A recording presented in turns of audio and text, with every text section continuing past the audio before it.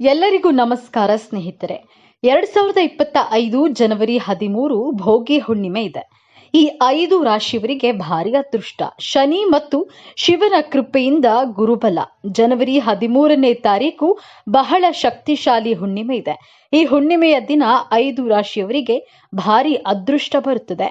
ಶನಿದೇವ ಮತ್ತು ಪರಮಶಿವನ ಕೃಪೆಯಿಂದ ಸಂಪೂರ್ಣ ಕೃಪಕಟಾಕ್ಷ ದೊರೆಯಲಿದೆ.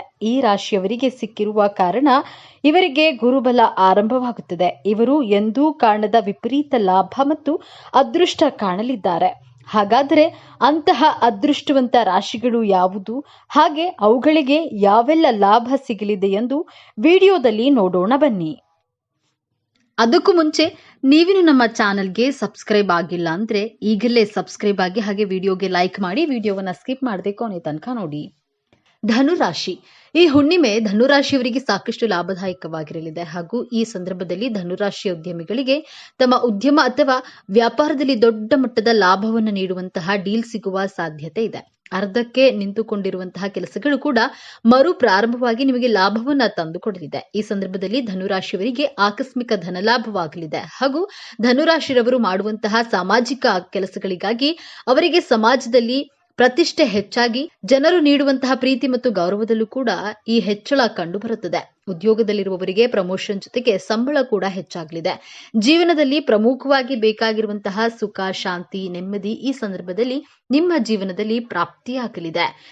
ಯಾರದ್ದೆಲ್ಲ ಮದುವೆ ಆಗಿಲ್ಲವೋ ಅವರ ಮದುವೆ ಆಗೋದಕ್ಕೆ ಸಂಬಂಧಗಳು ಹುಡುಕಿಕೊಂಡು ಬರಲು ಹಾಗೂ ಎಲ್ಲ ಅಂದುಕೊಂಡಂತೆ ನಡೆದ್ರೆ ಕಲ್ಯಾಣ ಭಾಗ್ಯ ಕೂಡ ನಡೆಯಲಿದೆ.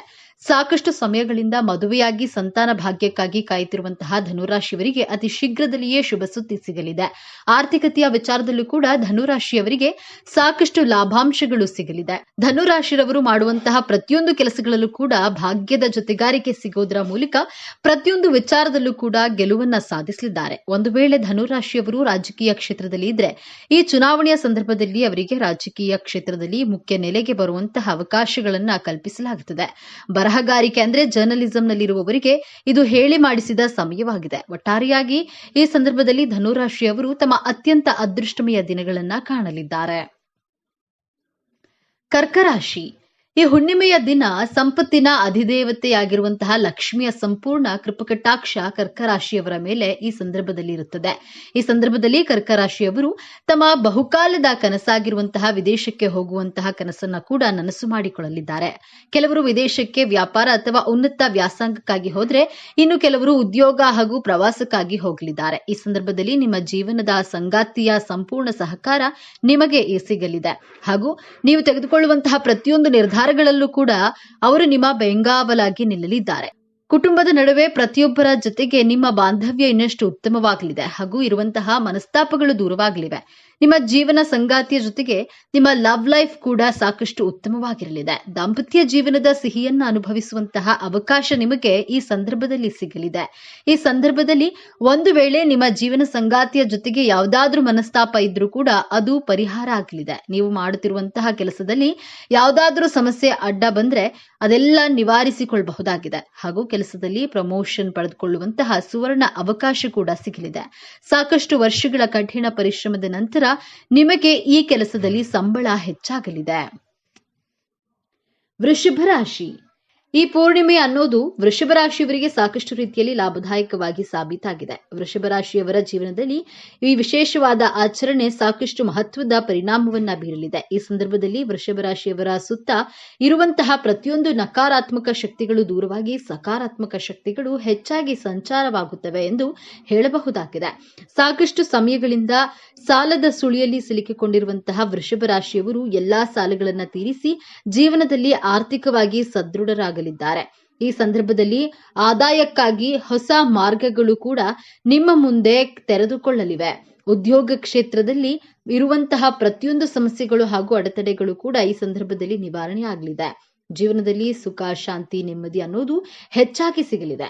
ಯಾವುದೇ ಹೊಸ ಉದ್ಯಮ ಅಥವಾ ಉದ್ಯೋಗವನ್ನ ಪ್ರಾರಂಭ ಮಾಡುವಂತಹ ಯೋಜನೆ ನಿಮ್ಮಲ್ಲಿ ಇದ್ರೆ ಈ ಸಂದರ್ಭದಲ್ಲಿ ಪ್ರಾರಂಭ ಮಾಡುವುದಕ್ಕೆ ಹೇಳಿ ಮಾಡಿಸಿದ ಶುಭ ಸಮಯ ಎಂದು ಹೇಳಬಹುದಾಗಿದೆ.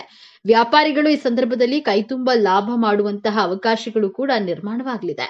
ಆರ್ಥಿಕ ಸಂಪಾದನೆಯ ವಿಚಾರದಲ್ಲಿ ಯಾವುದೇ ರೀತಿಯ ತಲೆ ಕೆಡಿಸಿಕೊಳ್ಳಬೇಕಾದ ಅಗತ್ಯವಿಲ್ಲ. ಮೀನರಾಶಿ, ಈ ಹುಣ್ಣಿಮೆಯಿಂದ ಬಹಳ ಶುಭ ದಿನವಾಗಲಿದೆ. ಹಣಕಾಸಿನ ವಿಚಾರಗಳಲ್ಲಿ ಅದೃಷ್ಟವಂತರು, ಸಂಪತ್ತು ಹೆಚ್ಚಾಗುವ ಸಾಧ್ಯತೆ ಇರುತ್ತದೆ. ವೃತ್ತಿ ಜೀವನದಲ್ಲಿ ಸಾಕಷ್ಟು ಪ್ರಗತಿ ಹೊಂದುವಿರಿ. ಕೌಟುಂಬಿಕ ಜೀವನದಲ್ಲಿ ಸ್ವಲ್ಪ ಗೊಂದಲ ಉಂಟಾಗಲಿದೆ.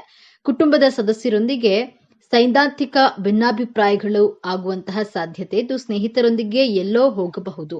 ಆಸ್ತಿಗಳನ್ನ ಮಾರಾಟ ಮಾಡೋದ್ರಿಂದ ಅಥವಾ ಬಾಡಿಗೆಗೆ ನೀಡೋದ್ರಿಂದ ಆರ್ಥಿಕ ಲಾಭವಿದೆ.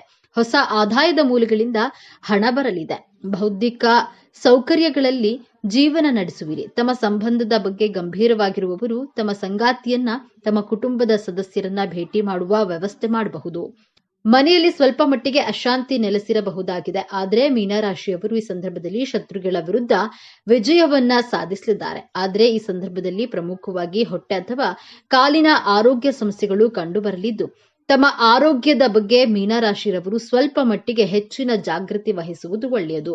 ಆದರೆ ಈ ಸಂದರ್ಭದಲ್ಲೂ ಕೂಡ ಸೂರ್ಯನ ಆಶೀರ್ವಾದದಿಂದಾಗಿ ಕೆಲವೊಂದು ಹಳೆಯ ಗಂಭೀರ ಆರೋಗ್ಯ ಸಮಸ್ಯೆಗಳು ಪರಿಹಾರವಾಗಲಿವೆ. ಉದ್ಯೋಗ ಕ್ಷೇತ್ರದಲ್ಲಿ ನಿಮ್ಮ ಪ್ರತಿಸ್ಪರ್ಧಿಗಳಿಂದ ನಿಮಗೆ ಸಾಕಷ್ಟು ಅಡ್ಡಿ ಆತಂಕಗಳು ಬರಬಹುದಾಗಿದೆ.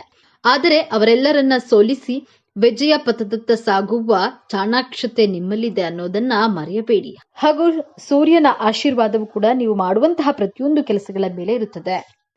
ಕುಂಭರಾಶಿ, ಈ ಹುಣ್ಣಿಮೆಯ ದಿನ ಕುಂಭರಾಶಿಗೆ ಹಣದ ಒಳಹರಿವು ಹೆಚ್ಚಾಗುತ್ತದೆ. ಆದಾಯದಲ್ಲಿ ಹೊಸ ಮೂಲಗಳು ಸೃಷ್ಟಿಯಾಗಲಿವೆ. ಆರ್ಥಿಕ ಪರಿಸ್ಥಿತಿ ಸುಧಾರಿಸಲಿದೆ. ಹೊಸ ಕೆಲಸವನ್ನ ಪ್ರಾರಂಭಿಸಲು ಉತ್ತಮ ದಿನ. ಕೌಟುಂಬಿಕ ಜೀವನದಲ್ಲಿ ಸಂತಸದ ವಾತಾವರಣ ಇರುತ್ತದೆ.